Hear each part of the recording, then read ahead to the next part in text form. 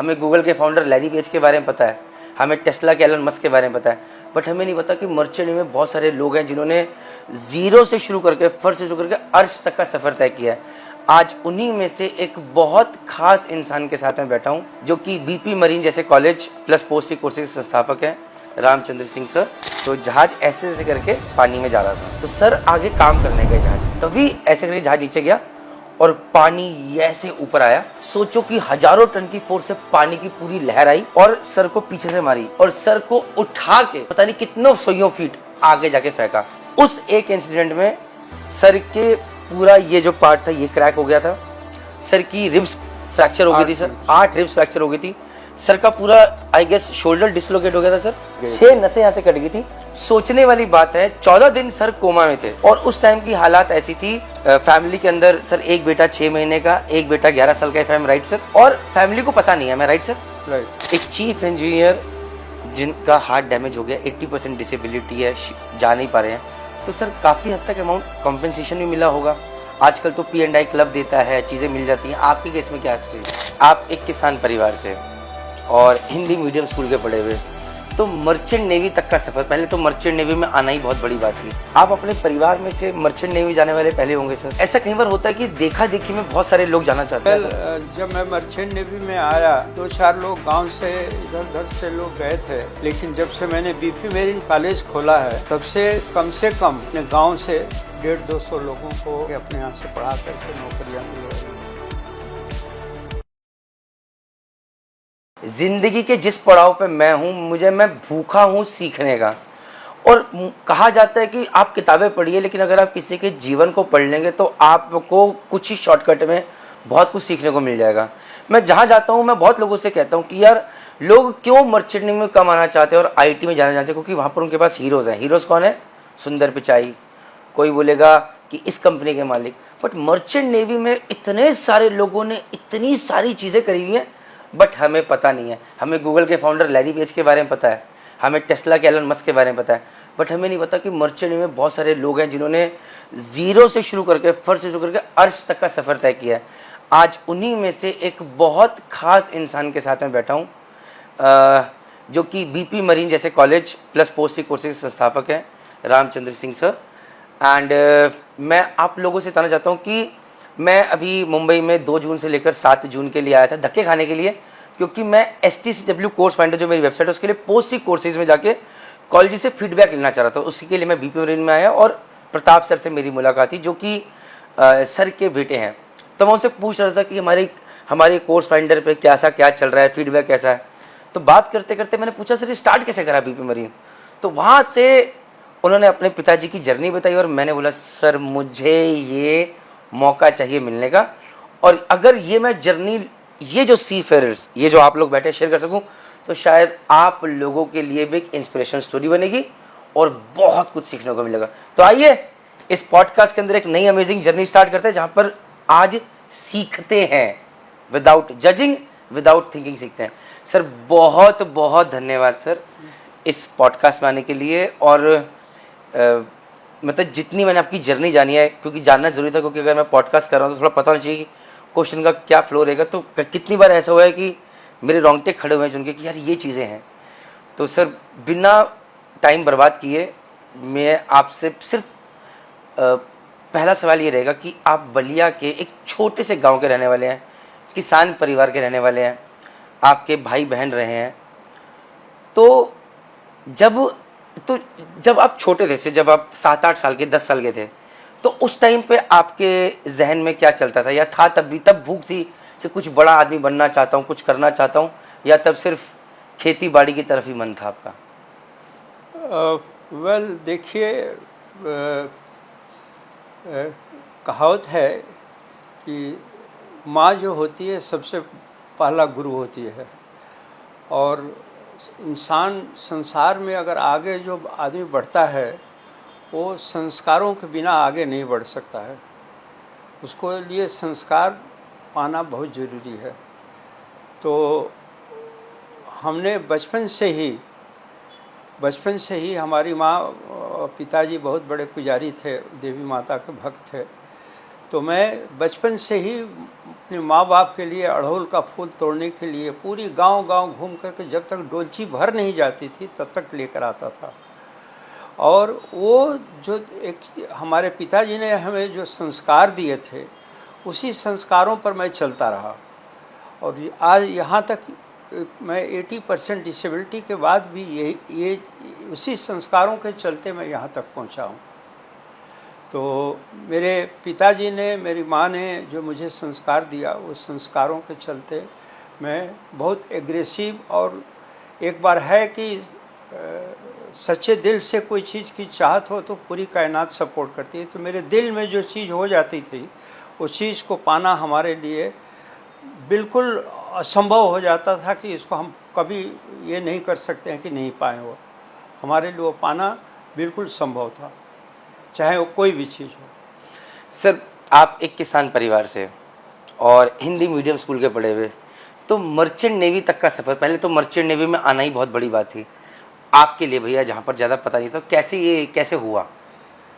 Well, हम उड़ीसा से B mechanical किए थे और एयर इंडिया में हम 3 महीना तक काम किए हैं।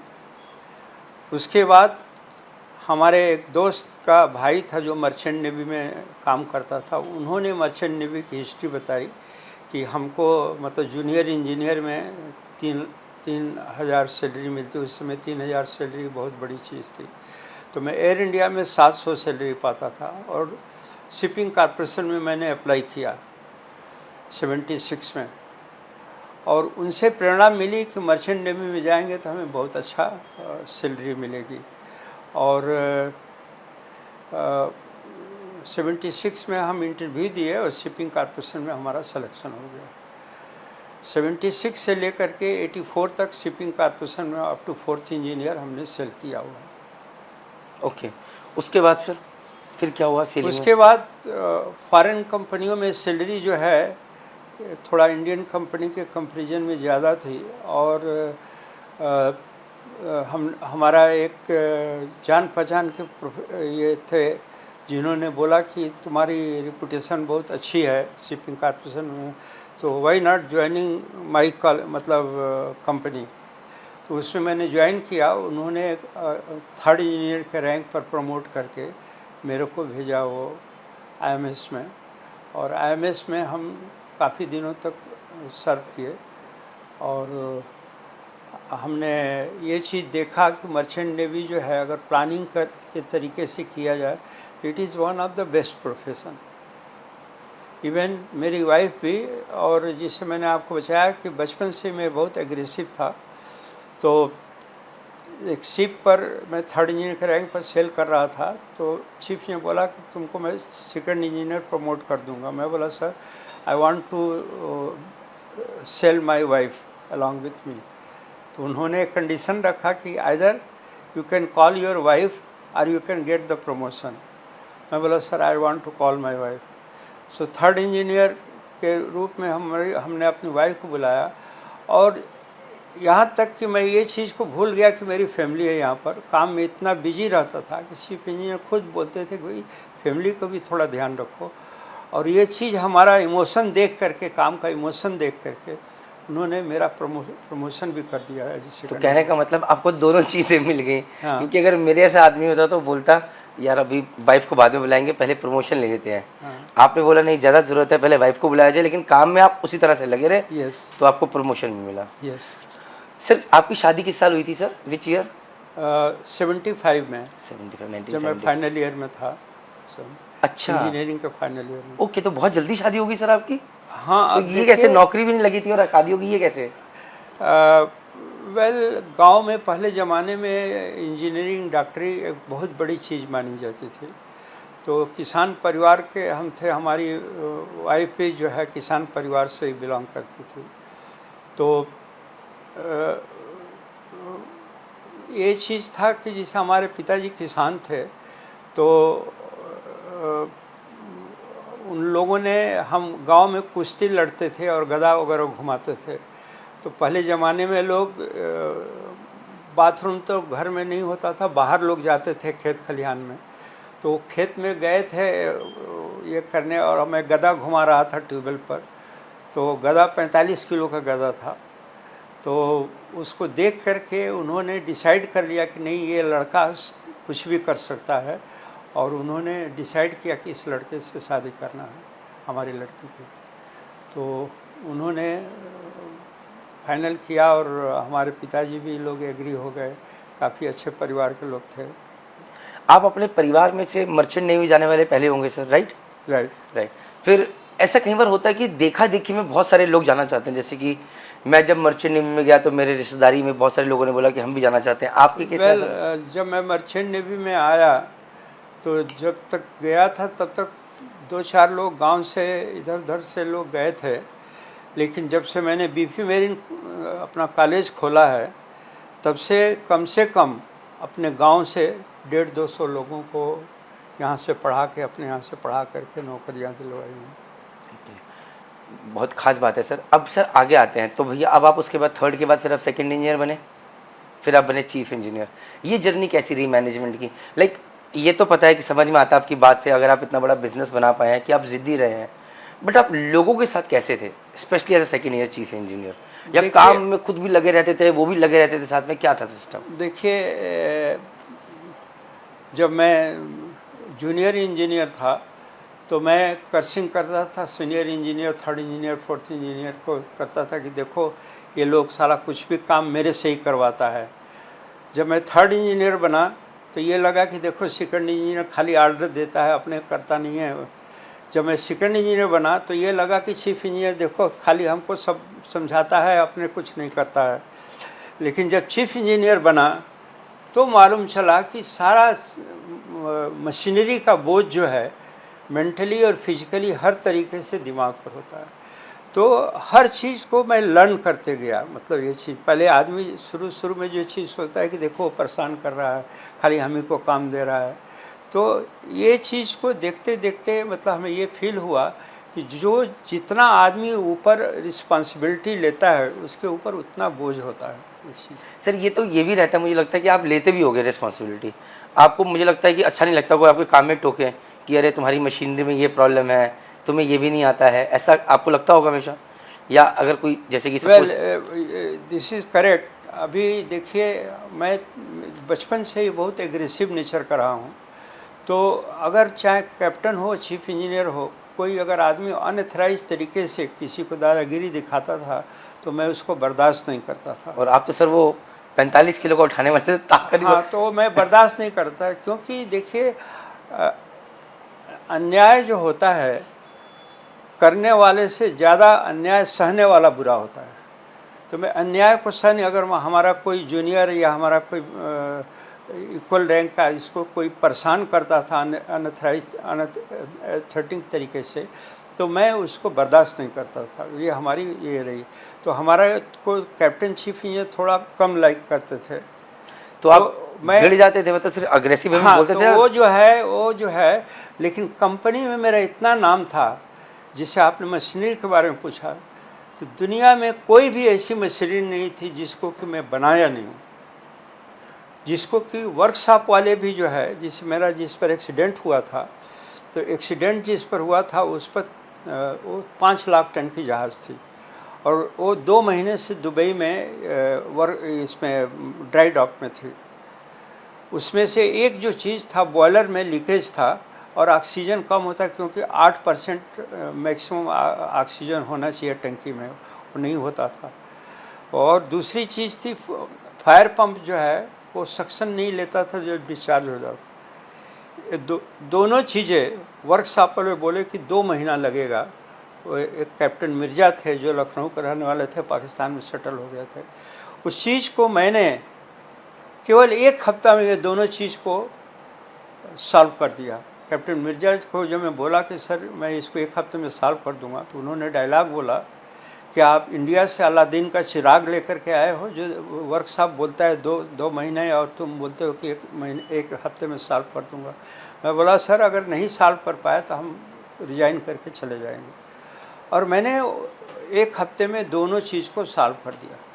अच्छा, आपको ये कॉन्फिडेंस कहाँ से आता है? मतलब चलो मेरे को तो डर लगता है, मेरे को लगता है काम हो जाए और चीज़ें सेटल हो जाए, बढ़िया मेहनत मैं करूँगा, लेकिन बोल के करना ये तो अपने आप में एक अलग ही, मतलब पहले तो बोलना, तो दो तरह के लोग होते हैं, कई बार होता है बोल देते हैं नहीं हुआ नहीं हुआ, एक होता है बोल के वो चीज़ कर देना, तो ये तो अपने आप में बहुत बड़ी, तो आपको ये भरोसा कहाँ से? देखिए क्या चीज़ होता है कि जब रणभूमि में कोई योद्धा उतरता है तो सामने लड़ाई करता है, लेकिन जब पीछे से कोई उसको वार करता है तो फट से वो पीछे में उसको तलवार से या ढाल से रोक लेता है। तो इंसान के अंदर जो सिक्स सेंस होता है, जो चीज़ की ध्यान की, हाँ अच्छा ये चीज़ को ऐसे ले गया, ये चीज़ अच्छा ये गलती होगा उसमें, तो तुरंत वो गलती को पकड़ लेता है स्टेप बाय स्टेप जाने से। और वो गलती के ऊपर जब डाइवर्स होता है, अपने माइंड को डाइवर्स करता है, तो देखता है कि यस इट इज़ राइट, वो मशीनरी बन जाती है। तो नॉलेज भी होना चाहिए एज वेल एज एक जुनून भी होनी चाहिए कि इसको किसी भी कीमत में बनाना है मेरे। अब मैं आप लोगों से एक चीज़ कहना चाहता हूँ, ये कभी भी किसी भी आप इंस्पिरेशनल पर्सनालिटी से मिलेंगे, आप हमेशा नोटिस कीजिएगा दे आर ट्रबल शूटर्स।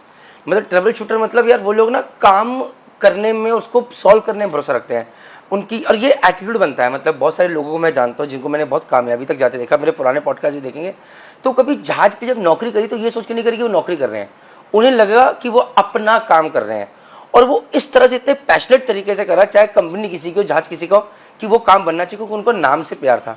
और यही एटीट्यूड लेके जब आदमी जमीन पर उतरता है तो फिर वो मार नहीं खाता, because that person is a trouble shooter. ये प्रॉब्लम आएगी तो वो बैठ नहीं जाएंगे, वो सोल्यूशन निकालेंगे, सोचेंगे, उसके ऊपर काम करना शुरू कर देंगे। And that is what makes everybody, जो लोग सक्सेसफुल एंटरप्रेन्योर बने वो तभी बने क्योंकि अगर कोई प्रॉब्लम आई तो दबे नहीं है, उन्होंने उसका सोल्यूशन सोचा और करना शुरू करा। अभी आगे देखिएगा, मजा आएगा, ये चीज़ें कवर करेंगे अभी। ओके, तो सर अब आप चीफ ये बने, आपने चीज़ें देखी। सर मेरा ये मानना है कि दुनिया में सबसे इंपॉर्टेंट चीज़ हेल्थ है। ऑफ कोर्स ये मैं मानता हूँ, लेकिन अभी इस एज में, जिस एज में मैं अभी हूँ, मैं अभी सर बिजनेस के पीछे पागल हो रखा हूँ। अनफॉर्चुनेट के कारण मैं अपने हेल्थ पे ध्यान नहीं दे पा रहा हूँ, कमर में दर्द भी रहता है, और which is not right also. खाना पीना भी इतना ठीक नहीं, दो आई डोंट ड्रिंक और स्मोक, बट खाना पीना उतना ठीक नहीं है। तो सर अब मैं, लेकिन मुझे ये मानना है कि अगर बीच में मेरे को दांत में 3 दिन दर्द हुआ तो मेरा काम भी नहीं हुआ और बहुत दिक्कत रही। तो health is one of the most important things that anybody needs to have. और आपके केस में तो आपकी ज़िंदगी ही पूरी पलट गई because of that one incident that happened on board ship. तो सर अब आज उस इंसिडेंट को, सॉरी सर, थोड़ा वापस रिकॉल करते हैं कि मेरे ख्याल से 7 दिसंबर 1993 था सर वो दिन। या 7 दिसंबर को चालू हुआ था, 27 मई को हुआ था 1990। तो सर उस दिन हुआ क्या था? आप चीफ इंजीनियर जहाज पे? वेल आप बताया कि 5 लाख टन की जहाज़ थी और कनाडा से जहाज़ जा रही थी, जहाँ की -40 तक टेम्परेचर आता है। तो फ्यूल ऑयल ट्रांसफ़र करने का जो पंप है, इट वाज नॉट वर्किंग। तो मैं 4th इंजीनियर को ले करके, और फॉरवर्ड में जो टंकी है, टंकी के नीचे जहाँ पर वो पंप था, वहाँ पर जा कर के वो पंप को रिपेयर करके ऊपर आया। और कर्सी के नाते वो मैंने 4th इंजीनियर को बोला, जाओ ब्लोअर बंद करके आओ, फिर साथ में चलते हैं। तो जहाँ पर रोप फॉरवर्ड में रखा रहता है फोक्सल डेक पर, तो वहाँ पर मैं बैठ गया, और केप टाउन में स्वेल था, मतलब वो, तो स्वेल में ये फ्रंट पोर्शन नीचे गया और उसके अगेंस्ट में करंट काफ़ी कई हज़ार टन की इम्पैक्ट आया, और वो पाइपलाइन में इधर उधर बैंग होते चला गया। कई जगह हमारी 8 हड्डियाँ टूट गई थी, सर फट गया था, पैर टूट गए थे, सब बहुत सारी चीज़ें, नसें कट गई थी। तो बहुत बुरी तरह से, लकली मैं ओवरबोर्ड चला गया होता, लेकिन गुस स्नेक में जा कर के फंस गया। मैं थोड़ा यहाँ पर आराम, सर ने अपनी ज़िंदगी का इतना बड़ा हादसा इतने नॉर्मल तरीके से कुछ हुआ ही नहीं, तो मैं आपको थोड़ा समझाता हूँ। आप लोगों के लिए जो पीछे बैठे ध्यान से सुनिएगा, स्टोरी बहुत इंपॉर्टेंट है भाई, आप भी सुन लो, बहुत अच्छी कमाल की चीज़ है। तो जहाज़ ऐसे ऐसे करके पानी में जा रहा था, ठीक है। तो सर आगे काम करने गए जहाज़ पे, जहाज़ से काम करे, जहाज़ ऐसे कर ऊपर आके बैठे, 4th में काम से गया, तभी ऐसे करके जहाज़ नीचे गया और पानी ऐसे ऊपर आया। और पानी का फोर्स इतना तेज होता है, जब आप एक बाल्टी डालते तो क्या होता है, सोचो कि हजारों टन की फोर्स से पानी की पूरी लहर आई और सर को पीछे से मारी, और सर को उठा के पता नहीं कितनों 100 फीट आगे जाके फेंका। और जहाज पूरा बना होता है लोहे से, हम अभी गिर जाए इसके ऊपर क्या हो जाएगा, सोचिए आप ऐसे करके गिरे और इधर उधर पानी में जहाज हिल रहा है, तो कभी यहाँ लग कभी यहाँ लग। उस एक इंसिडेंट में सर के पूरा ये जो पार्ट था ये क्रैक हो गया था, सर की रिब्स फ्रैक्चर हो गई थी सर, 8 रिब्स फ्रैक्चर हो गई थी, सर का पूरा आई गेस शोल्डर डिसलोकेट हो गया था सर, ये 6 नसें कट गई, 6 नसें यहाँ से कट गई थी। और वो जो 6 नसें कटी हैं, अगर अगर of course sir will not, तो ये जो कंधा है जैसे सब जुड़ा हुआ है यहाँ पे, सर का ये कंधा यहाँ नहीं है, सर का ये पूरा हाथ ऐसे रहता है और ये कंधा 2 इंच नीचे है बिकॉज नसें कटी हुई हैं। तो सोचने वाली बात है, 14 दिन सर कोमा में थे, 14 दिन कोमा में, और उस टाइम की हालात ऐसी थी कि फैमिली के अंदर सर एक बेटा 6 महीने का, एक बेटा 11 साल का, if I am right sir, जो आज आपके साथ दोनों बिजनेस में है, और फैमिली को पता नहीं है, मैं राइट सर? राइट। क्योंकि पहले के टाइम पे भैया, आज तो व्हाट्सएप है, टेलीग्राम है, फ़ोन कॉल है, पहले ऐसा नहीं होता था अगर वहाँ पर कुछ हुआ है तो। अब सर उसी हादसे को समझ में आया सब कुछ अच्छे से। अब सर वापस आते हैं, तो सर 14 दिन के बाद जब आपको होश आया सबसे पहले, क्योंकि मुझे लगता है कि जब पीछे से पानी आया होगा तो आपको उसके कुछ पता ही नहीं होगा क्या हुआ ज़िंदगी में, जो लोगों ने बताया वही पता होगा सर।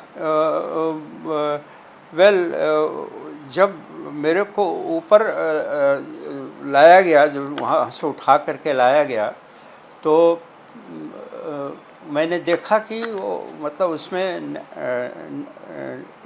ईरानो हिंद की जहाज़ थी, केवल 3 इंडियन हिंदू थे, बाकी सब वहाँ पर ईरानों के और पाकिस्तानी लोग थे वो सब। तो मैंने देखा कि चीफ ऑफिसर जो होता है फर्स्ट एड का मतलब काम करता है, तो मैंने पाकिस्तान के चीफ ऑफिसर थे, तो उन्होंने देखा कि इतना जो रुई जिसको बोलते हैं हम, वो लेकर के कॉटन जो है वो लेकर मेरे सर पर फेंक दिया, पूरा ब्लड से मेरा थोड़ा होश उस समय था। और मैं विंध्याचल देवी का मूर्ति हमारे यहाँ मतलब अपने रूम में रखा था, पूजा करता था। तो मैंने जो एक वाइपर जो था उसको बोला हमारा बैग पैक करना, अगर हम हॉस्पिटल जाएंगे तो उसमें वो माता जी का मूर्ति ज़रूर रख देना, और करके और मैं कामा में चला गया। उसके बाद वो जिसे मैंने आपको बताया कि मिर्ज़ा जी जो सुपरिटेंडेंट थे, 1 हफ्ते में वो चीज़ को मैंने बना दिया।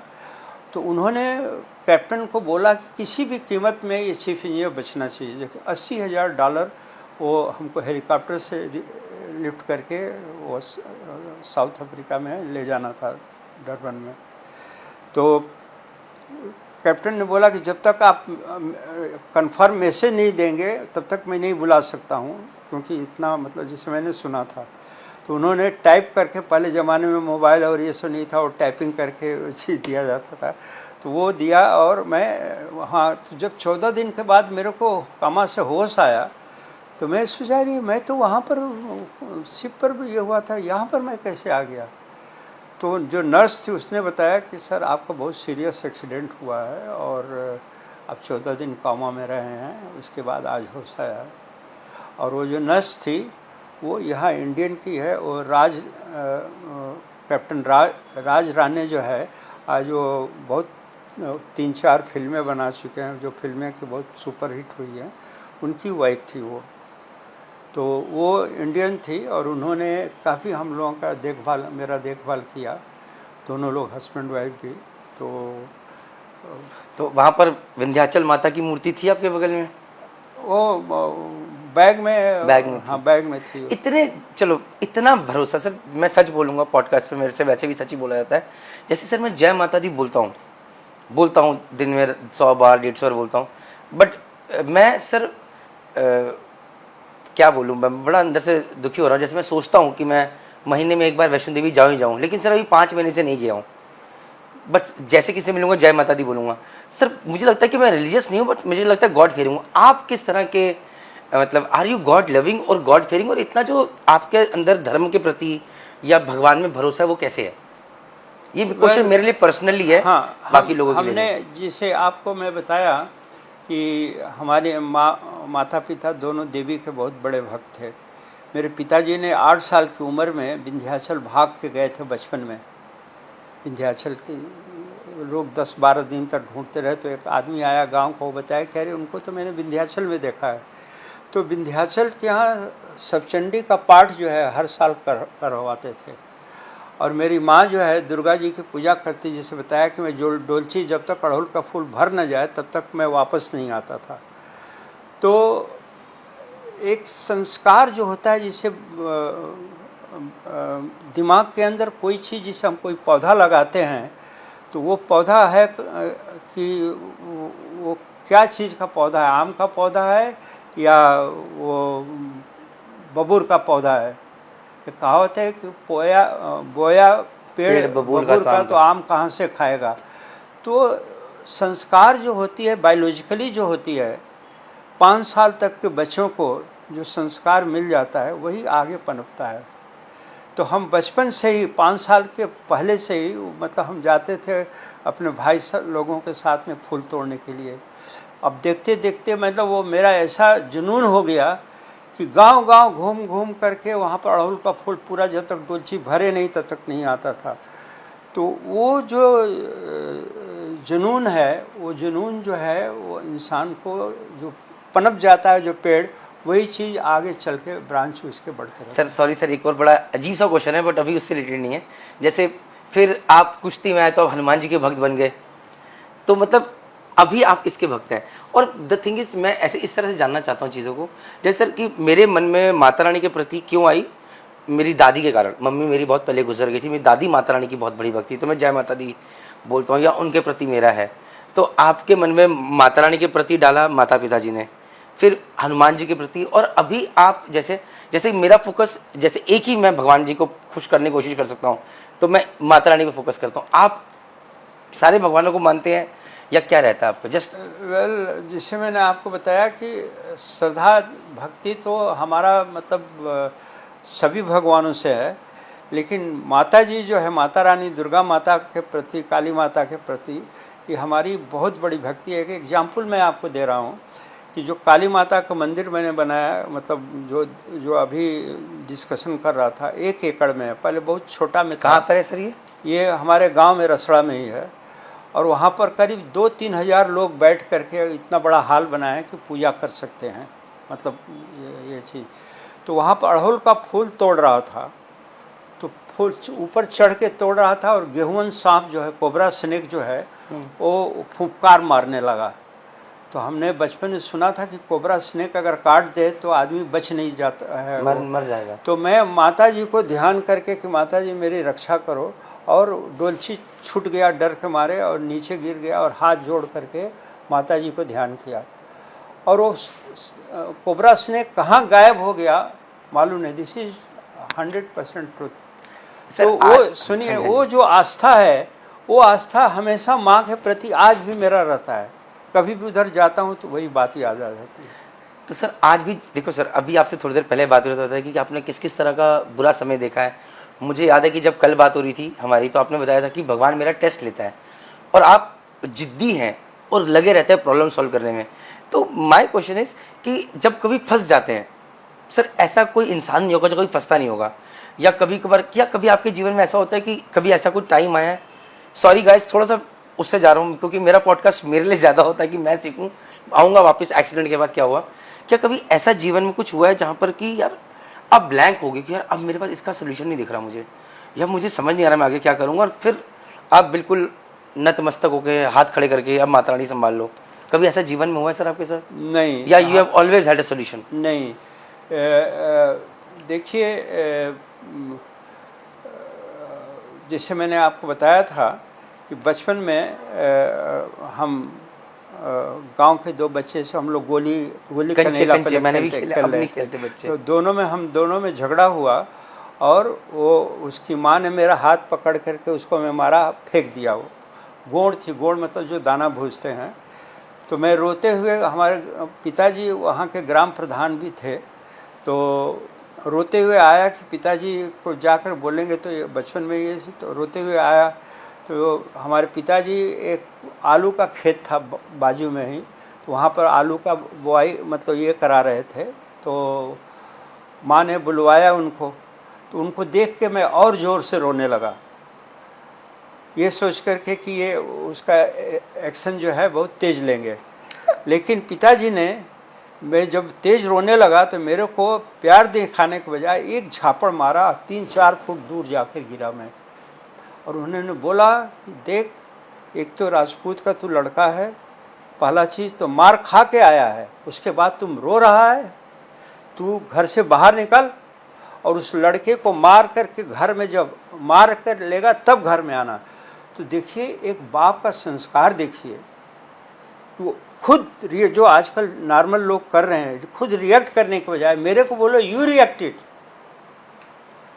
और 2-3 घंटे तक घूमते रहा। मोहल्ले के लोगों ने बोला कि भाई थोड़ा इनसे उससे मार खिलवा दो, नहीं तो बहुत बड़ा हंगामा हो जाएगा। वो आया लड़का, मार खा करके तब घर में आया। तो वो दिन आज भी याद है मेरे को कि कभी भी हिम्मत नहीं हारो। एक कहावत है, प्रवर्स है, हिम्मते मर्द मद्दे खुदा। तो मैं कभी हिम्मत हारता नहीं हूँ, और हिम्मत नहीं हारते हैं तो भगवान भी मदद करता है। तो चलिए सर, अब भगवान की बात करते करते वापस आते हैं। अब 14 दिन का कोमा हुआ, परिवार पे कब पता चला कि भैया, मैम को कब पता चला कि हाँ, वो ये जो है मतलब 14 दिन के बाद जो है वो ये हमारे जो नर्स जो बता रहे हैं उनसे हमने फ़ोन करवाया। हमारे यहाँ पर सोसाइटी में जो टेलीफोन था उस पर फ़ोन करवाया कि ऐसे ऐसे हालत में हम हैं।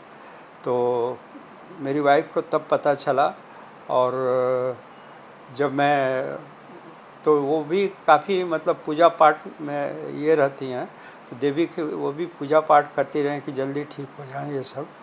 तो यहाँ आने के बाद मैं गर्दन नहीं घुमा पाता था, ठीक से सांस नहीं ले पाता था, इवन आफ्टर 3-4 मंथ्स भी। मैं गॉड को कर्सिंग करता था कि मेरे को बचाया क्यों गॉड, मैं ये ज़िंदगी लेके कैसे जीऊँगा। जो कि अभी डायरेक्टर जनरल शिपिंग आए थे हमारे यहाँ गोल्डन जुबली जीपी रेटिंग में, सेम स्पीच उन्होंने दिया हुआ है। इस परिस्थिति में इंसान दुनिया छोड़ के जाने की बात सोचता है, और इस इंसान ने 80% डिसेबिलिटी के बाद इतना बड़ा एम्पायर खड़ा किया। ऐसा कॉलेज मैंने आज तक देखा नहीं। वो स्पीच में बोला है, उनका नाम है श्याम जगन्नाथ। तो सर माय थिंग इज़, मैं थोड़ा और पहले जा रहा हूँ आराम से, कि सर जब मैम को पता चला आप यहाँ पर आए, 3 से 4 महीने आपको लग गए, उस टाइम पे जो मनोस्थिति ये चल रही थी कि हर किसी का सोच सकती है कि यार मेरे को बचाया क्यों। एक तो मन में ये चल रहा था कि भैया चीज़ें, पारिवारिक स्थिति कैसी चल रही थी, फाइनेंशियली कैसी चीज़ें चल रही थी परिवार में, और मैम के मन में क्या चल रहा था, अगर मैम ने कभी बताया हो। बच्चे छोटे छोटे, 6 महीने का एक बेटा, 11 साल का एक बेटा। देखिए सबसे बड़ी चीज़ ये होती है कि किसी का हाथ मान लीजिए कि थोड़ा सा कट जाए, तो एक आदमी होता है कि वो करके वो चिल्लाने लगता है, ये होता है। एक योद्धा को 1-2 तलवार नहीं, 40-50 तलवार उसके शरीर में लगती है। एक पिक्चर है रजिया भाई सुल्तान। तो शाम को जब लड़ाई के बाद, शाम को सूर्यास्त के बाद जब लड़ाई बंद होती थी तो योद्धा सब आते थे और वैद्य उनकी दवाइयाँ करते थे। तो रजिया ने बोला है वैद्य को कि नहीं, ये छोड़ दीजिए, ये शोभा तो हमेशा नहीं दिखाई देती है। तो मन के हारे हार है, मन के जीते जीत। ये प्रवर्स नहीं है, these are the universal law. तो यहाँ आने के बाद मैं धीरे धीरे ये चीज़ स्टेज पर आता गया कि नहीं, हमें बच्चों को संभालना है, हमें आगे बढ़ना है। तो अपनी ज़िंदगी में पहली बार हैंडीक्राफ्ट का मैंने STD PCO बूथ के लिए अप्लाई किया एज ए हैंडीक्राफ्ट, और 2 हफ्ते में मिल गया मेरे को। और परिस्थिति तो बहुत बुरी थी, लेकिन हमने सेलिंग पीरियड में एक दुकान, वो जो बताया कि जिसमें STD PCO सानपाड़ा में दुकान लिया था, और एक घर जहाँ वासी में नालंदा में हमने एक घर लिया था। तो और इसके बीच में हमने अपने पिताजी को भी, सब बहनों की शादी वगैरह में भी हेल्प करते रहा। तो ये STD PCO बूथ जब चालू हुआ तो उससे हम लोगों के बच्चों का थोड़ा सा या परिवार का गुजर बसर होने लगा। एक चीफ इंजीनियर जिनका हार्ट डैमेज हो गया, 80% डिसेबिलिटी है, जा नहीं पा रहे हैं, तो सर काफ़ी हद तक अमाउंट कॉम्पेंसेशन भी मिला होगा आजकल तो P&I क्लब देता है, चीज़ें मिल जाती हैं, आपके केस में क्या स्थिति रही? देखिए, हमें लोगों ने बताया यूनियन में जाइए, यूनियन वालों से, नुसी यूनियन थी वहाँ पर, उनसे मिला। वो बोले कि 80,000 तुमको मैं दिलवा दूंगा, ये कर दूंगा।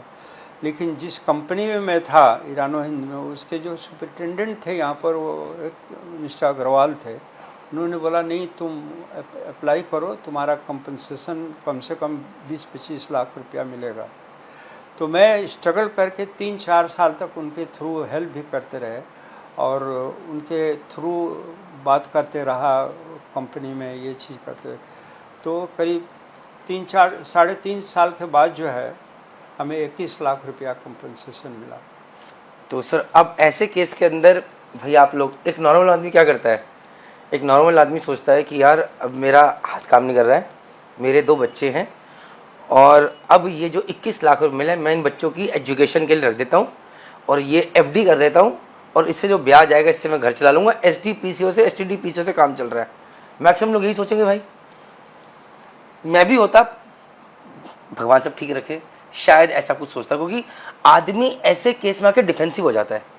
और सर खासकर अगर ऐसा हादसा हो जाए कि जिसके अंदर जान जाने वाली हो, तो आदमी सोचता है यार ये तो कुछ भी हो सकता है कभी भी।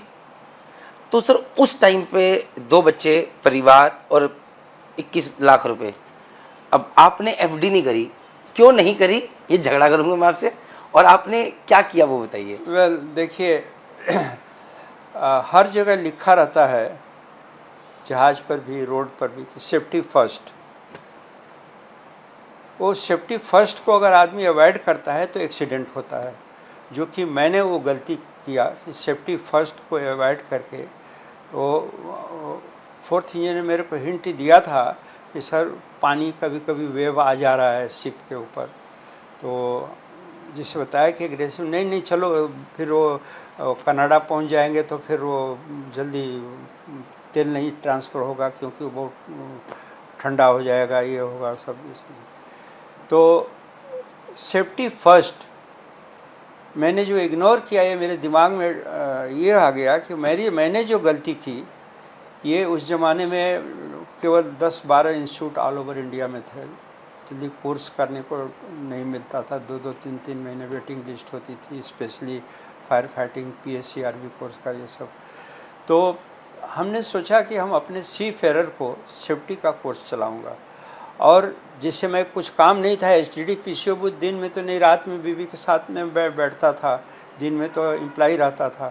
तो टाइम पास करने के लिए हमारे जो दोस्त थे 2-3, राजीव भाटिया वगैरह, ये सब जो है, इनके साथ में बैठता था। तो वो लोग बोलते थे यार we should start academy, we should start academy. उस समय एकेडमी का मतलब भी मेरे को समझ में नहीं आता, कॉलेज, यूनिवर्सिटी, ये सब एकेडमी। मतलब what is the meaning of academy यार, बोला ये कॉलेज यार।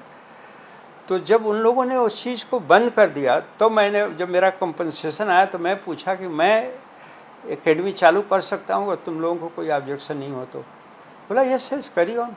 राजीव भाटिया जी सर, वो इंडोस वाले, राइट। हाँ, तो ये मेरे ही कॉलेज के सीनियर है सर, वो तो उनके ब्रदर जिन्होंने अपनी कंपनी स्टार्ट करी, तो मैं भी उनसे ही मिला था जाके। तो good thing is I am meeting a lot of inspiring personalities because of this podcast that I am doing. तो सर उनसे आपने पूछा और फिर आपने बोला कि अब शुरू करते हैं, तो फिर अब? हाँ, तो उसमें से 21 लाख रुपया जो कंपनसेशन मिला था, मैंने बिल्डर से 17 लाख का एक रूम खरीदा इस बिल्डिंग में। जो लोग BP मरीन को जानते हैं, जो बहुत बड़ी बिल्डिंग है बेलापुर के रेलवे स्टेशन के सामने, आप सब जानते हैं, तो ये पहले ही बहुत बड़ी बिल्डिंग थी और इसे घोस्ट सिटी कहा जाता था। यहाँ पर बहुत लोग रहते नहीं थे, अभी उसकी बात भी करेंगे सर से। तो सर ने इस बिल्डिंग के अंदर, जो आज पूरी बिल्डिंग आप बेलापुर में देखते हैं, आपको पता है नीचे शॉप्स भी हैं, सब मैक्सिमम सर की हैं, तो उसमें एक रूम सर ने लिया 17 लाख रुपए का उस टाइम पे। 17 लाख रुपए का एक रूम खरीदा, और उसमें हमने एलिमेंट्री फर्स्ट एड का सेटअप किया। वो वहाँ पर MGM हॉस्पिटल में गए, वहाँ पर सब देखे वगैरह कि कैसा सब सेटिंग होता है मेडिकल का। तो उस तरह का सब बॉम्बे से सब मॉडल वगैरह सब खरीद करके उसको सेटिंग किया, और 18 महीने तक DG शिपिंग में स्ट्रगल किया, क्योंकि मैं स्लिंग बांध के जाता था।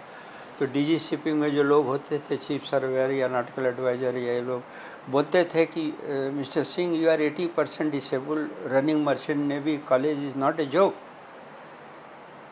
Y you are not going and teaching in LBS college.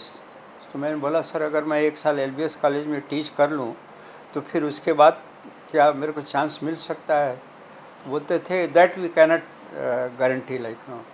तो 18 महीने की स्ट्रगल करने के बाद मिस्टर रविचंद्रन, एक जो एडिशनल डिप्टी DG जो थे वहाँ पर, मिस्टर रविचंद्रन, उन्होंने कैप्टन सुब्रमण्यम जो कैप्टन सुब्रमण्यम जो LBS कॉलेज के प्रिंसिपल से, तो उनको उन्होंने गाइड किया कि ज़रा एक बार जाके बीपीएन को देखो, ये बंदा 18 महीने से आ रहा है।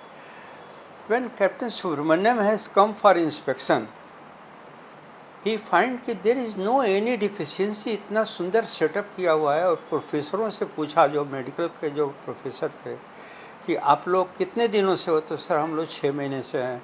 कोई बोलता है मैं 10 महीने से हूँ। तो आप लोगों को सैलरी मिलती है? तो हाँ सर देते हैं सैलरी।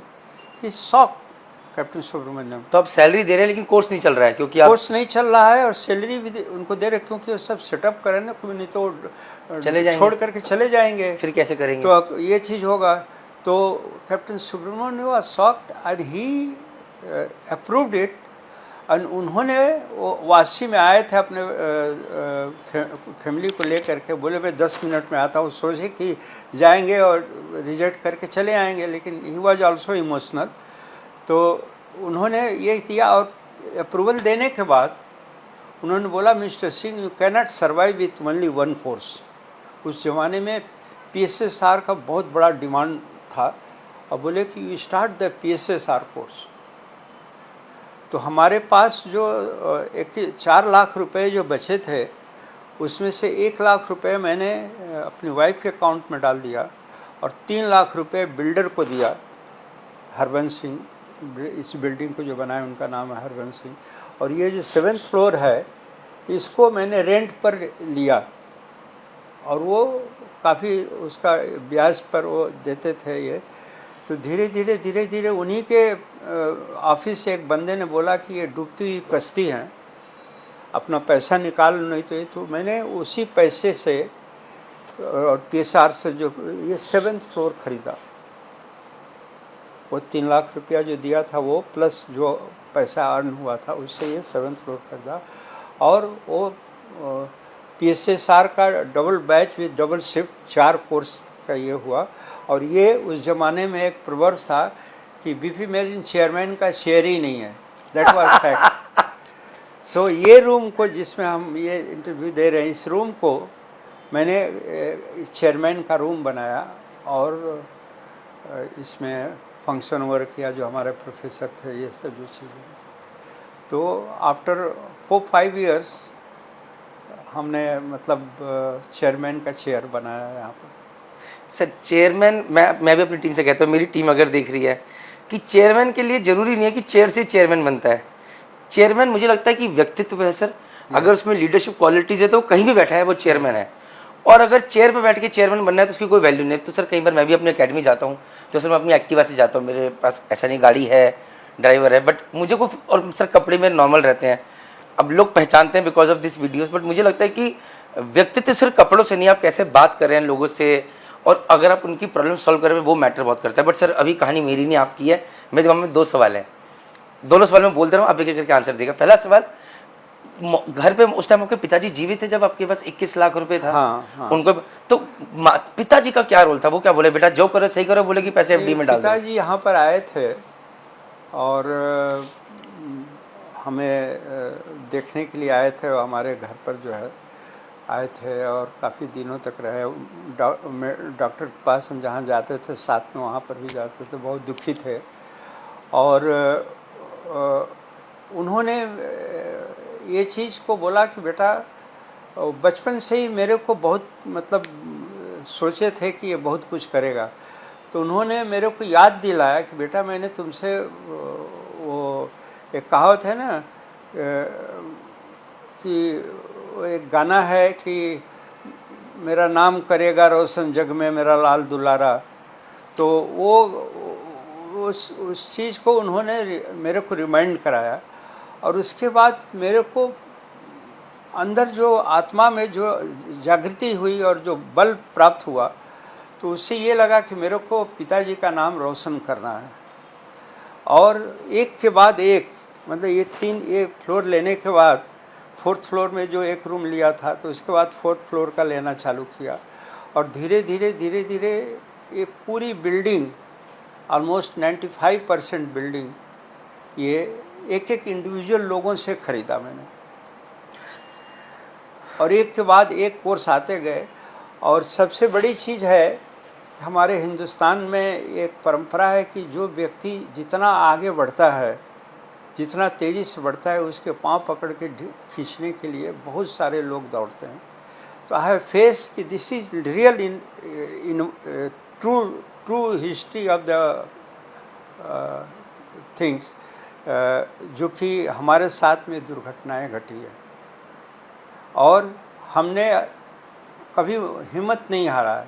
और भगवान का जो आप नाम ले रहे थे, तो हमने हमारे गांव में जो शंकर जी का मंदिर था, 4x4 का था, उनको मैंने प्रे किया कि हे प्रभु, अगर मैं सब कुछ सही तरीक़ा से कर लूँगा तो हम आपका मंदिर को भव्य रूप में बनवाऊँगा।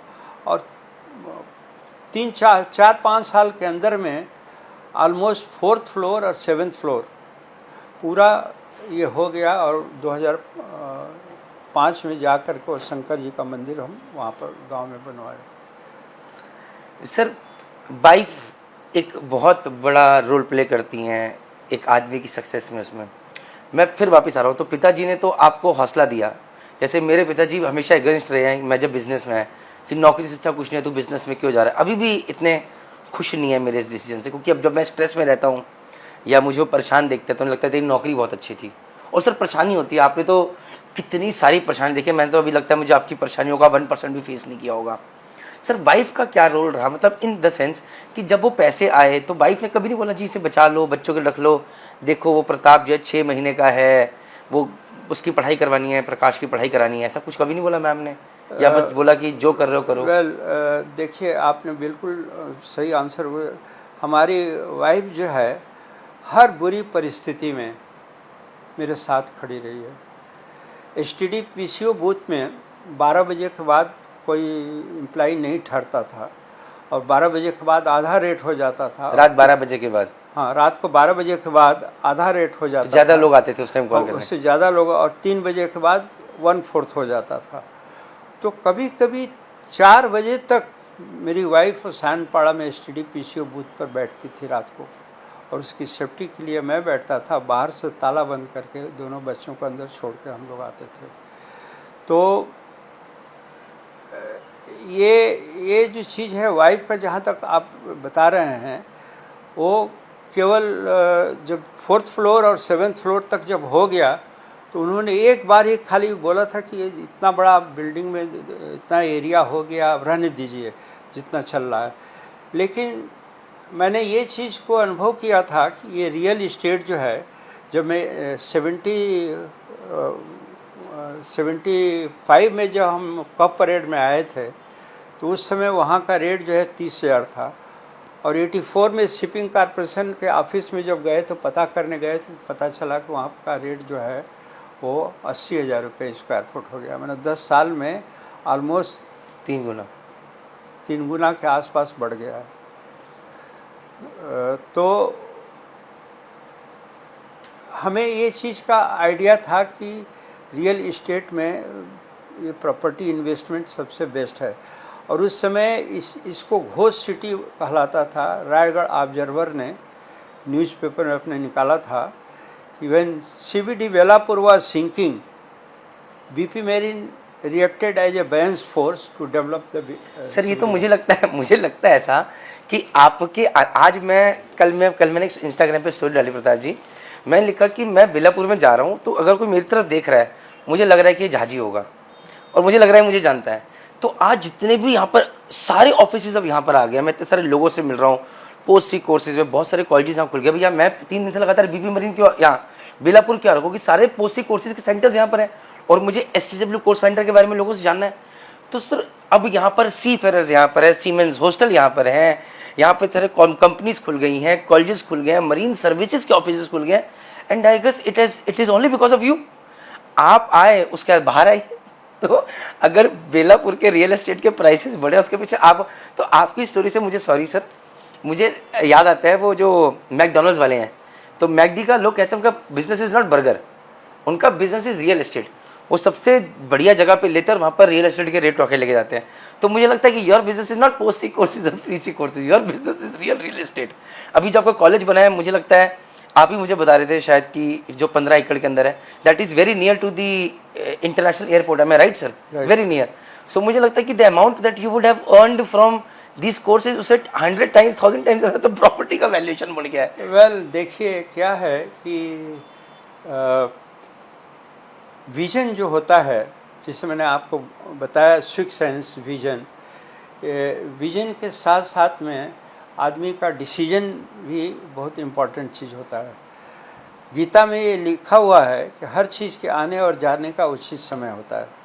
तो जब मैं ये खरीद रहा था उस समय में यहाँ का रेट 700 रुपये स्क्वायर फुट था, क्योंकि इसमें एक रिवॉल्विंग रेस्टोरेंट था, बाकी 500 रुपये में बाकी बिल्डिंगों में रेट था।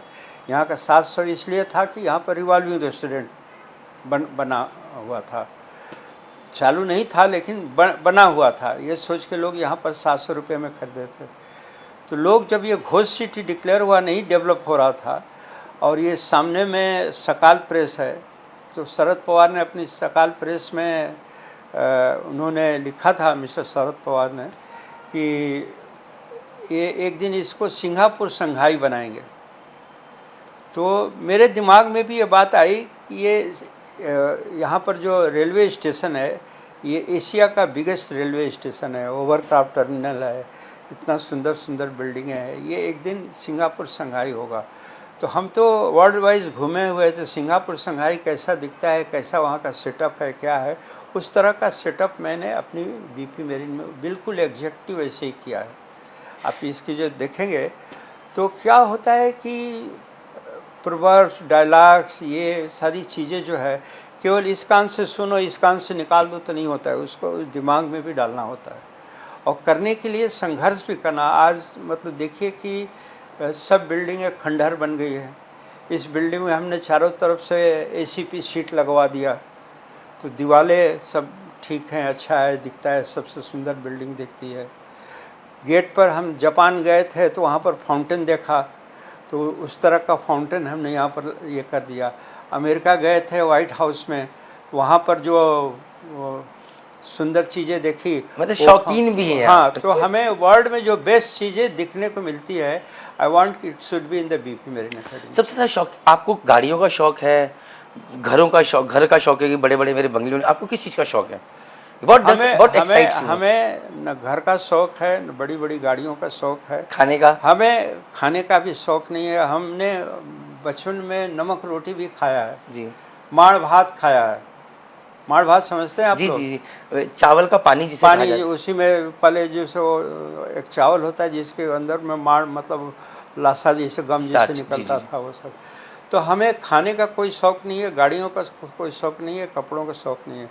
हमें शौक है कि नीडी लोगों को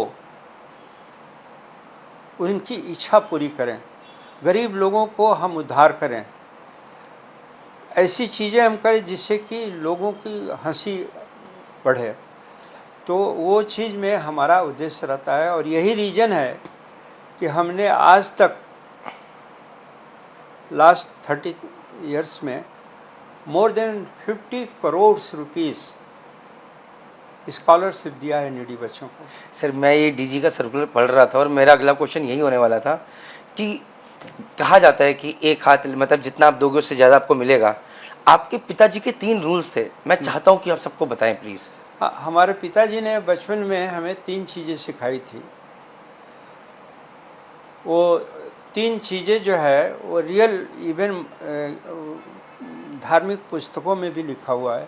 पहला चीज़ तो उन्होंने सिखाया था कि बेटा जो 2 अंजलि से लुटाता है, इसको अंजलि बोलते हैं, बेटा जो 2 अंजलि से लुटाता है भगवान उसको 100 अंजलि से फेंकता है कि इसकी अंजलि कभी खाली नहीं हो। और ये हम लोग को बचपन में कबीरदास, रहीमदास, तुलसीदास की कविताएं पढ़ाई जाती थी। तो कबीरदास की एक कविता है कि चिड़िया चोंच भर ले गई नदी के घटों न नीर, दान दिए धन ना घटे कह गए दास कबीर। मतलब चिड़िया क्या होती है कि अपना पेट भरने के लिए दिन भर इधर उधर उड़ते रहती है खाना खाने के लिए, शाम को थक जाती है, प्यासी रहती है, तो नदी में जा करके 2 चोंच पानी पी लेती है, उसका सब शांत हो जाता है, थकान दूर हो जाती है, लेकिन पानी का स्तर नीचे नहीं जाता है। चिड़िया चोंच पर ले गई नदी के घटों न नीर, नीर मतलब उसकी स्तर नीचे नहीं जाता है, लेवल। और दान दिए धन ना घटे कह गए दास कबीर। दान देने वालों का धन कभी कम नहीं होता है, वो बढ़ते ही जाता है, जो पिताजी ने मेरे को संस्कार दिया था, पहला चीज़। दूसरा चीज़ उन्होंने बोला था कि बेटा एक हाथ में माला पकड़ो और दूसरी हाथ में तलवार। जो जोगी जी भी बोलते हैं कि माला और भाला। ये चाणक्य भी अपने पुस्तक में लिखे हुए हैं कि शस्त्र और शास्त्र दोनों धारण करो।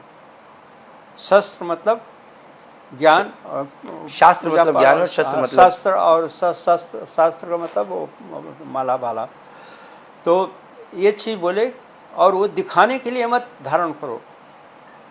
माला ऐसा, माला मतलब साधु, साधुओं के साथ मतलब साधु मतलब अच्छे लोगों के साथ अच्छा व्यवहार करो, और ऐसा व्यवहार करो कि वो ये सोचे कि तो मेरे से कई गुना ज़्यादा बड़ा साधु हो। कई साधुओं को बोलेगा, एडवर्टाइजमेंट की ज़रूरत नहीं होगी। और तलवार पकड़ाने के लिए नहीं करो, खाली धारण मत करो। मतलब आज कलयुगी जो लड़ाकू हैं उनको इस तरह से सिद्ध करो वो डर के मारे तुमसे कांपने लगो। 100 लड़ाकुओं से बोलेंगे, अरे मतलब बुरे लोगों से, अरे उससे पंगा मत ले भैया। जिससे आपको बताया कि एक डायलॉग निकला है कि talking about RC Singh is like something showing candle to the sun. मेरेक्स बुलेटिन बहुत बड़ी मैगजीन थी, उसमें निकला है। तो मैंने इस चीज़ को बहुत अच्छी तरह से फॉलो किया है। बुरे लोगों के साथ इतना बुरा व्यवहार किया हूँ कि कोई कल्पना भी नहीं कर सकता है। सर मेरे से वो भी नहीं होता। और अच्छे लोगों के साथ इतना अच्छा व्यवहार किया हूँ कि कोई कल्पना भी नहीं। अच्छा, एक किसी का नाम नहीं लेते हुए अगर आप इंसिडेंट ना बताना चाहे, क्योंकि सर ये मेरे अंदर शायद एक, मतलब मैं शस्त्र तो पकड़ लेता हूँ, शस्त्र नहीं, शास्त्र पकड़ लेता हूँ, शस्त्र नहीं पकड़े जाते हैं। मतलब मुझे लगता है कोई बुरा कर रहा है यार, छोड़ो उससे, अपनी ज़िंदगी से काट दो, बट अपनी एनर्जी उसके साथ मत लगाओ। फॉरगेट एंड फॉरगिव, कहानी खत्म करो यार, छोड़ो, ऐसे आदमी से बात ही नहीं करनी। लेकिन आपके साथ अगर कोई बुरा करता है, देखिए मैं आपको बात करता हूँ। हम लोग बचपन में तालाब में 2 तरह के सांप होते हैं, एक गेहून होता है, एक डोढ़ा होता है। डोढ़ा मतलब जो पानी में चलता है, वो विषैला नहीं होता है। नहीं होता। और गेहून सांप जो होता है कोबरा, वो बहुत विषैला होता है, एक बार फूंक भी दे तो आदमी मर जाता है। तो इसके ऊपर रामधारी सिंह दिनकर ने कविता लिखी हुई है कि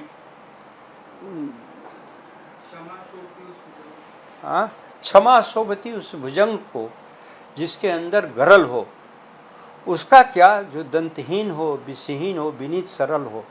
मतलब डोढ़ा सांप जो है वो दंतहीन है, विनीत है, उसके अंदर कोई सीधा साधा है, और वो इंसान, तो हम लोग उसको पकड़ करके और उसको पटक के मारते थे ऐसे जब पानी कम हो जाता था। और गेहून सांप जो है वो 1 फीट का भी है, ऐसा खड़ा हो जाता तो आदमी डर के मारे भाग जाता था। समझ रहे हैं? तो ये चीज़ जो आपने बोला, ये मतलब इतना विषैला बनी है बुरे लोगों के लिए, वो देख करके डर के लोग भागें। अगर सीधा बनेंगे तो डोढ़ा सांप वाली हालत होगी, हर आदमी मारे। मैं आपका लॉजिक समझ गया। मतलब मैं हमेशा मानता हूँ, मैं अपनी टीम को कहता हूँ इतने तेज बनो कि कोई तुम्हारा बेवकूफ़ ना बना सके, इतने तेज मत बनो कि तुम लोगों को बेवकूफ़ बनाओ। आई होप सर ये दोनों चीज़ें सेम नहीं। इतने तेज बनो कि लोगों को बेवकूफ़ बनाओ, ये चीज़ नहीं, मैं कह रहा हूँ इतने तेज बनो कि कोई तुम्हें बेवकूफ़ ना बना सके, लेकिन इतने तेज मत बन जाओ कि तुम लोगों को बेवकूफ़ बनाना शुरू कर दो। नहीं, लोगों को बेवकूफ़ बनाना वो तब होगा जबकि वो माला और भाला नहीं पकड़ेगा। अगर माला भाला पकड़ा हुआ है और उसके दिमाग में है कि ये मैं दिखाने के लिए नहीं, अच्छे लोगों के साथ अच्छा व्यवहार करूंगा, बुरे के साथ में बुरा व्यवहार करूंगा, तो आप उसको बेवकूफ़ बनाएंगे।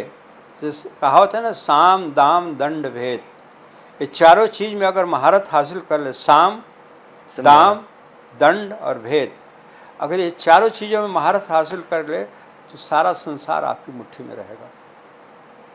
सर अब तो दूसरों को बेवकूफ़ वही आदमी बना सकता है जो माला और भाला नहीं पकड़ा हो।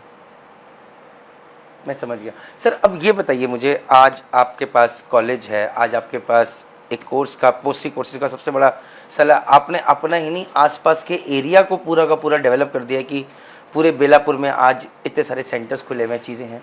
सर माय क्वेश्चन इज कि अब एट दिस एज अब आप क्या करना चाहते हैं, मतलब अब आपके दिमाग में क्या रहता है? देखिए,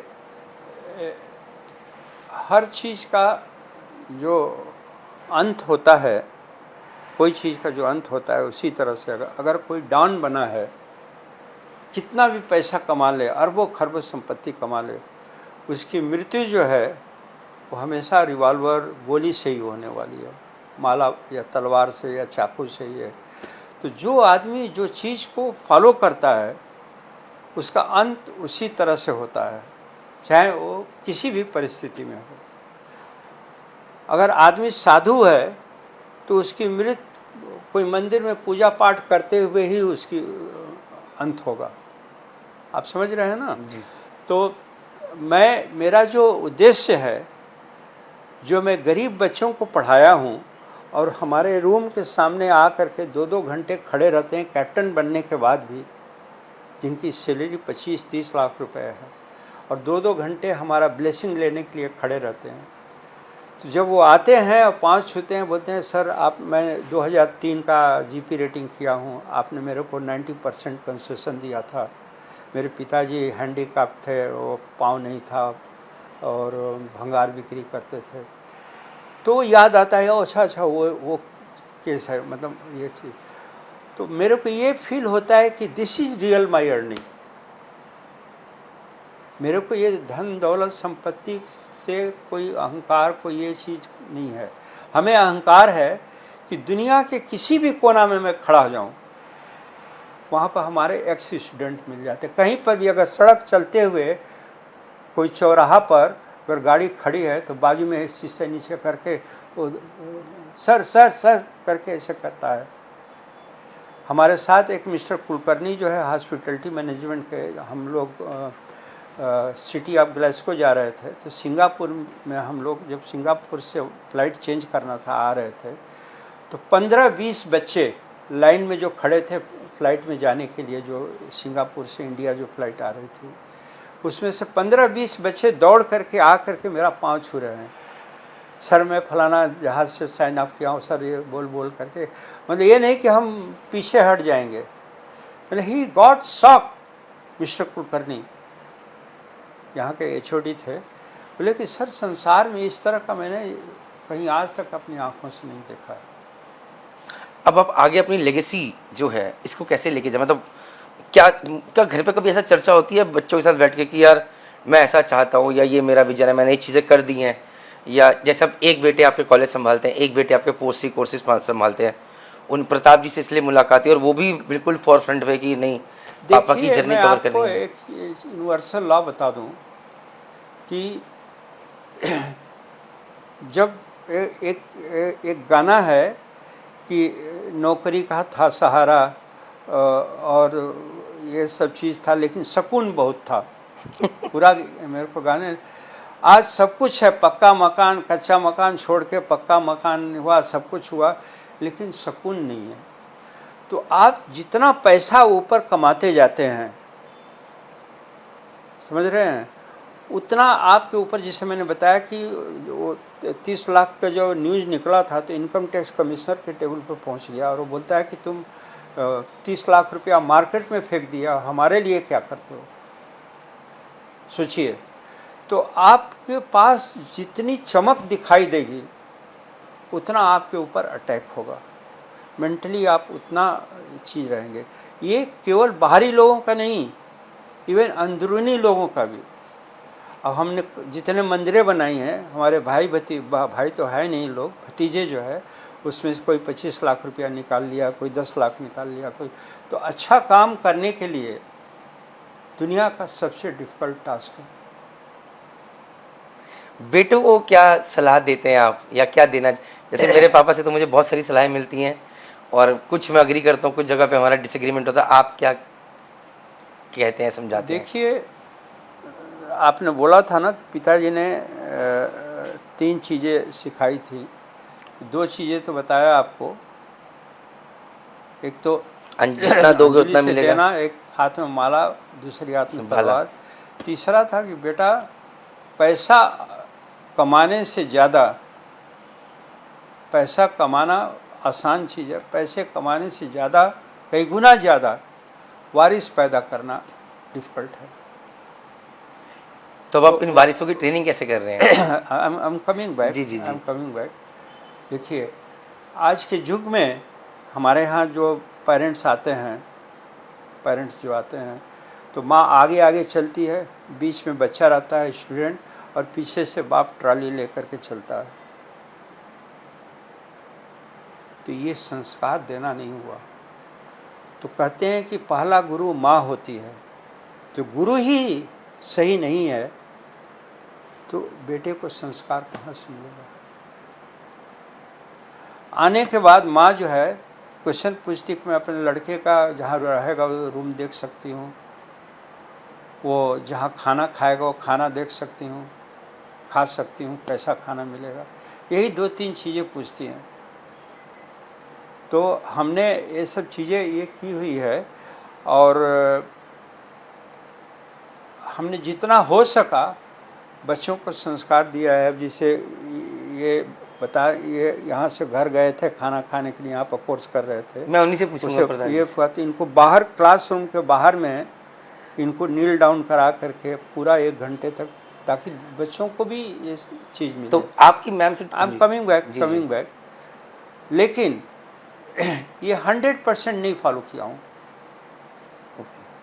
क्योंकि अब जैसे मान लीजिए कि जब मर्सिडीज़ गाड़ी हो गई, BMW गाड़ी हो गया, तब मेरी वाइफ बोलने लगी कि बच्चे को ज़रूरत क्या है, वो बस में वो पूरा घूम करके 1 घंटे में बस आती है यहाँ पर,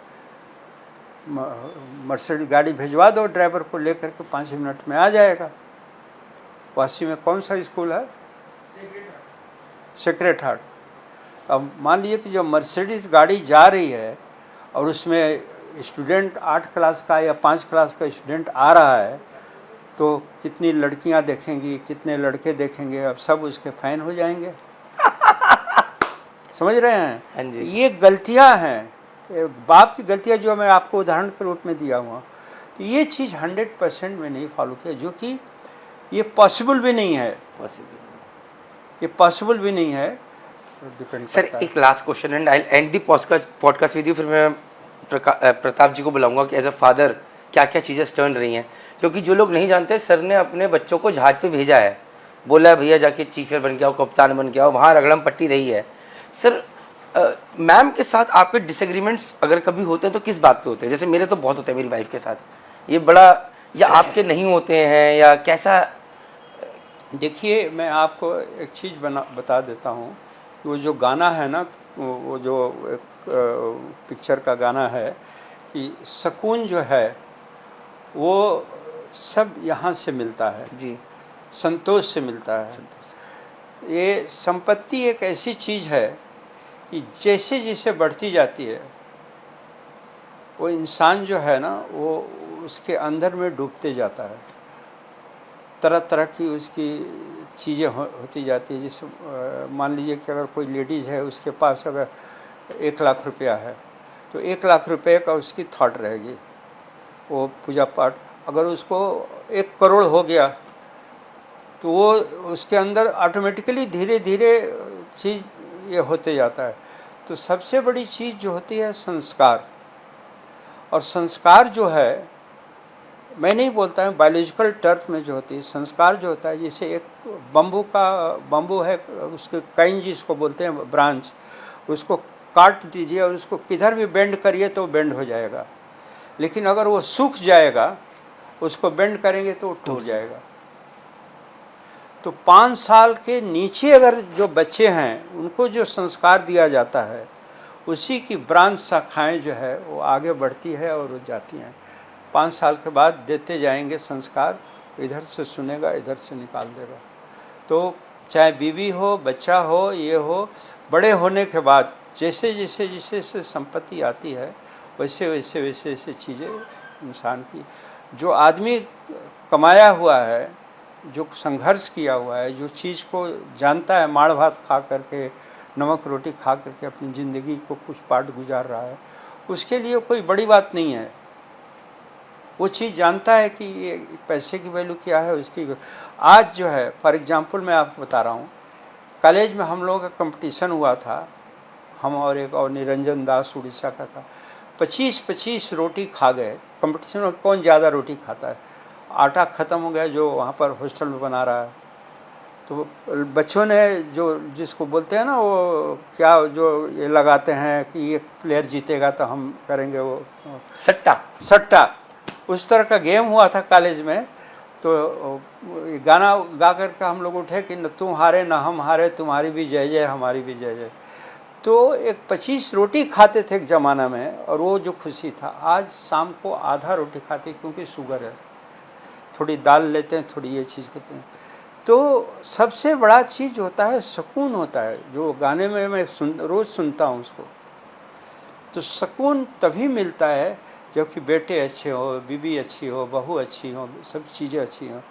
आजकल सिस्टम जो है सब चीज़ बदलते जा रहा है जी। पहले कन्यादान करते थे लोग तो वहाँ पर पानी तक नहीं पीते थे बाप।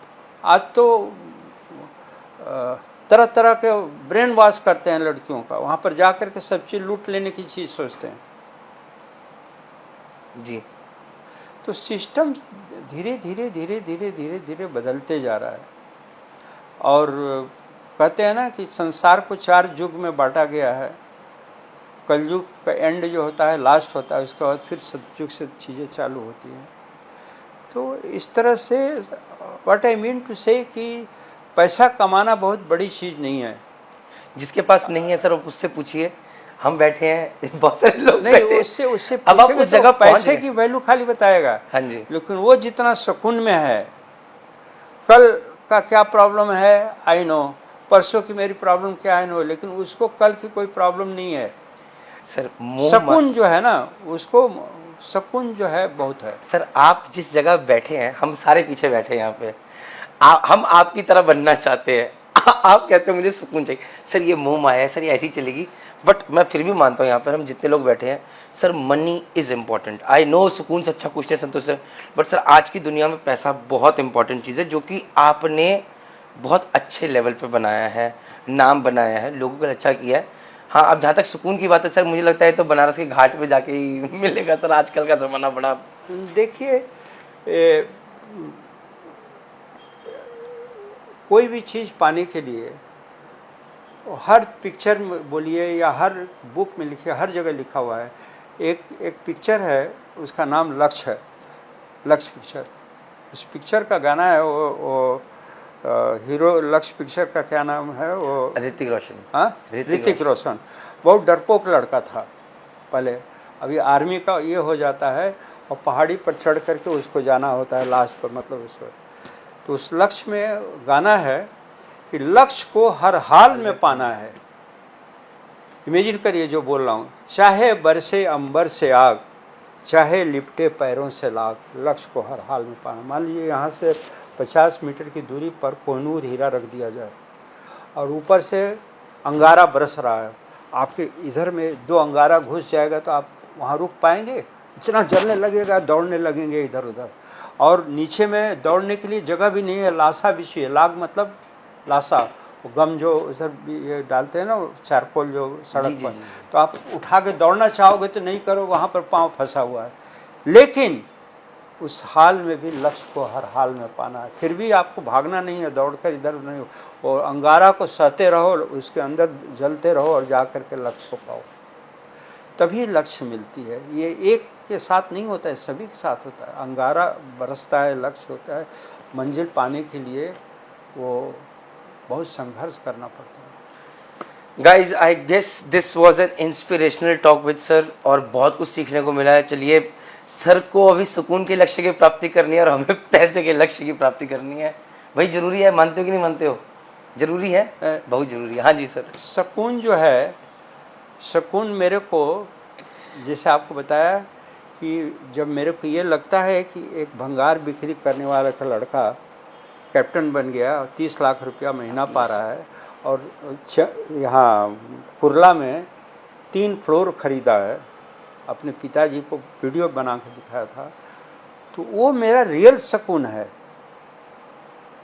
और आप इमेजिन नहीं करेंगे, ये रूम जो है, ये जो रूम है, यहाँ पर मैंने 50 करोड़ रुपया दिया हुआ है। तो ये रूम जो है, आप कोई मंदिर में चले जाइए, कोई मस्जिद में चले जाइए, आप हिंदू हैं, कोई मस्जिद में जाके बैठ जाइए टेक लगा के, आपको मन को शांति मिलेगी।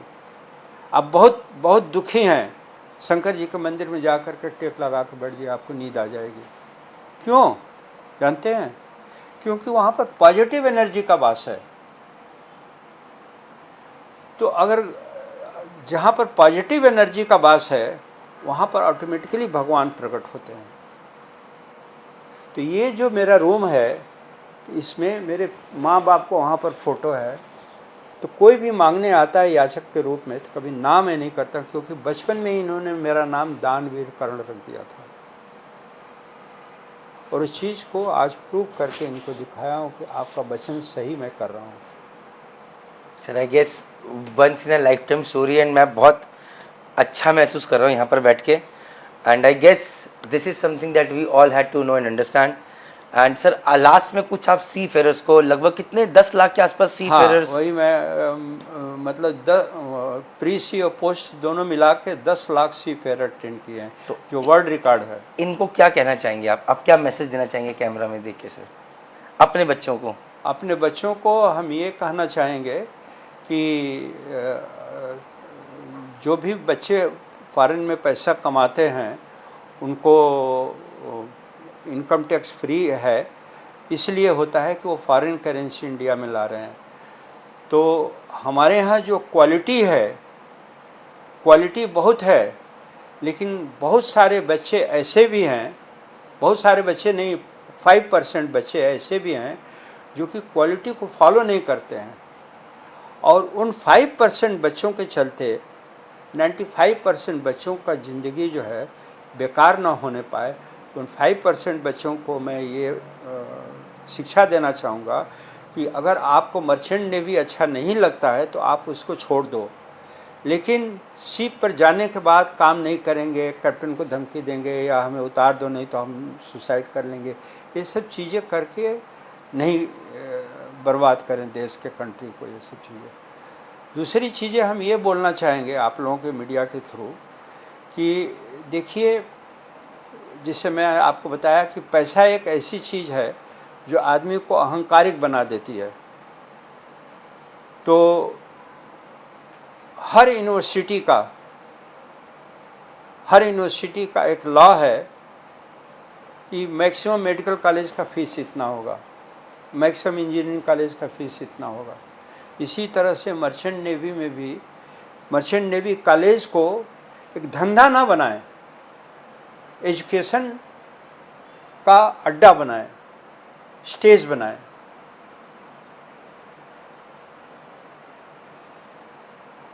समझिए सर।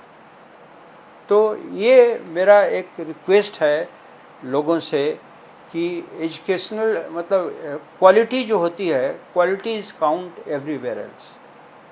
अगर क्वालिटी है तो एवरीथिंग इज गुड। तो विद दिस आई गेस हम इस पॉडकास्ट को एंड करते हैं गाइस। और मैं बस रिक्वेस्ट करूंगा आपसे कि आखिर के 5 मिनट मैं चाहूँगा कि प्रताप सर आए और अपनी उसके बारे में बताएं। Thank you sir, thank you. तो प्रताप जी, आपसे मैं इसलिए बात कर रहा हूँ कि जानना चाहता हूँ आपकी पेरेंटिंग के बारे में, बिकॉज आपके पापा ने एक लेगेसी बनाई है and he has got 2 sons, और वो बिल्कुल चाहेंगे कि यार ये लेगेसी इतनी बड़ी आगे बने कि, क्योंकि मेरा ये मानना है कि बाप हमेशा बच्चे को अपने कंधे बिठाता है और वो हमेशा चाहता है कि बच्चा आगे की तरफ देख, बच्चा आगे निकले। मतलब मेरा छोटा बेटा 8 साल का, तो मैं हमेशा मान के चलता हूँ दुनिया में सबसे जेलस हो सकता हूँ, बट मेरी औलाद या मेरी बहनों के औलाद जब आगे निकलेंगे that will be the happiest. तो सर आपके केस के अंदर पेरेंटिंग में जैसे कि यार आपको तो बना बनाया पूरा खेल मिल सकता था, मतलब when you were growing up, this college was growing already, this thing was growing up, तो फिर भी आपके पापा ने आपको सेलिंग पे भेजा, बोला भैया चीफ की टिकट निकालो, बड़े भाई को कप्तान की टिकट निकालो, ये क्यों? और आपको उस टाइम पे अटपटा नहीं लगा? जी सर। जय माता प्रणीत जी। जय माता दी। कैसा है, जो मेरे सर जी हैं, जो चेयरमैन सर है, फाउंडर चेयरमैन मेरे डैड भी हैं, उनका हमेशा से एक विजन था कि हमने जो गलती की हुई है सी फेरस आगे चल के गलती ना करे। तो अगर कोई दूसरा पेरेंट होता तो था थोड़ा हिचकिचाता कि मर्चेंट नेवी में ना डाल के कहीं और डाल दें। तो जब उन्होंने हमको बोला कि आपको चीफ इंजीनियर, एक बच्चा चीफ इंजीनियर बनेगा, एक बच्चा कैप्टन बनेगा और आपको इसी दिशा में जाना है, तो उनका एक सिंपल सा चीज़ था कि आप चेयर में ऐसे बैठा तो मैं आपको सकता हूँ, लेकिन the people you will be administrating will be of the rank of captain chief engineers and more so over जो आप सी फेरस के साथ जो आप डील करेंगे, जब तक आप उनका स्ट्रगल नहीं जानेंगे वो क्या क्या चीज़ें गुजरते हैं, तो when you sit in that chair you will not be able to take decision in a very just way. एक जस्टिफाई वे में आप डिसीजन नहीं ले पाएंगे। तो उनका ये कहना था कि आप पहले सी फेरर का स्ट्रगल देखिए, क्या क्या चीज़ें गुजरता है। जब आप 40 डिग्रीज हीट में इंजन रूम में आप काम करेंगे तब आपको पता चलेगा कि सी फेरर्स को क्या क्या चीज़ें गुजरना पड़ता है। अलग अलग तरीके से अलग अलग चीज़ें इंटरव्यूज़ देने पड़ते हैं, अलग अलग कंपनीज़ में जाने पड़ते हैं। तो ये सारी चीज़ें सर ने बोला कि आप पहले ये गो थ्रू करिए, फिर जब आप चीफ इंजीनियर बन जाएंगे और आप उस लायक हो जाएंगे कि आप चीफ इंजीनियर बन जाए, तभी आप एक मैनेजिंग डायरेक्टर के पोस्ट पे बनेंगे। इनफैक्ट मैं ये भी कहना चाहूँगा, अब जैसे आपने पेरेंटिंग की बात करी, सो डैड बहुत बिजी रहते थे इनिशियल ईयर्स में। When I was, you already know, I was 6 months old, my Elder brother was 11 years old, and उन्होंने बाय द वे कॉलेज का नाम BP मरीन एकेडमी रखा हुआ है। बहुत लोगों को लगता है ब्रिटिश पेट्रोलियम, अब भारत पेट्रोलियम, लेकिन एक्चुअली में हमारा सौभाग्य है कि जो पेरेंट्स के नाम में रखा जाता है या देवी देवताओं के नाम में रखा जाता है, उन्होंने एक बच्चों के नाम पे कॉलेज का नाम रखा है, बादल एंड प्रताप मरीन एकेडमी। सो ये हमारा सौभाग्य है, उन्होंने अगर वो हमारे नाम पे रखा है तो ये हमारी जिम्मेदारी बनती है कि इन्होंने जो लेगेसी सेट की है, he is like Pioneer of maritime industry, one of the first college private colleges to start in Belapur, in fact all over India. So ये हमारी लेगेसी जो सर ने सेट की है, हमें बढ़ाना है, हमारा दायित्व है। और उन्होंने पेरेंटिंग इस तरीके से की है, जब मैंने यहाँ पे कोर्स किया, सर ने बहुत संक्षेप में बताया, आपको थोड़ा सा डिटेल में बताऊंगा। जब मैं यहाँ पे कोर्स कर रहा था, मेरा यहाँ पे हॉस्टल में मैं खाना खाता था और मैं यहाँ पे ही रहता था, और तो मेरा घर यहाँ से बस 2 मिनट के दूरी पे है। एक दिन मैंने थोड़ा फ़ायदा उठा के घर चले गया, मम्मी ने बोला कि आ जाओ बेटा बटर चिकन खा लो, मैं बटर चिकन खाने गया, और डैड उसी दिन घर पे जल्दी आ गए थे लंच पे। उन्होंने मुझे देखा, उन्होंने बोला रिपोर्ट करिए ऑफिस में। तो मुझे ऑफिस से बोला कि आप पूरा दिन नील डाउन करेंगे और आपके अगले पूरे कोर्स का ड्यूरेशन का श्योर लीव कैंसिल। उसके बाद फिर मुझे समझ में आया कि इट इज़ एक्चुअली इम्पोर्टेंट। अच्छा, इस केस में इस केस में सर इस केस में घर पे मैम से लड़ाई नहीं हुई कि मेरे बेटे को तुमने ये ऐसा कर दिया है? सिर्फ एक शब्द में आपको जो एक दोहा बताया था कि क्षमा सोबती उस भुजंग को जिसके अंदर गरल हो, उसका क्या जो दंतहीन हो, विषहीन हो, विनीत सरल हो। अगर हस्बैंड सीधा साधा भोला भाला है तो हर औरत सर पर चढ़ के तांडव करेगी। अगर वो विषहीन है, भयंकर है, और वो मालूम चल जाए बीवी को कि फुफकारेगा, तो ये खाली फुफकारेगा नहीं, अगर काट दिया तो ख़त्म।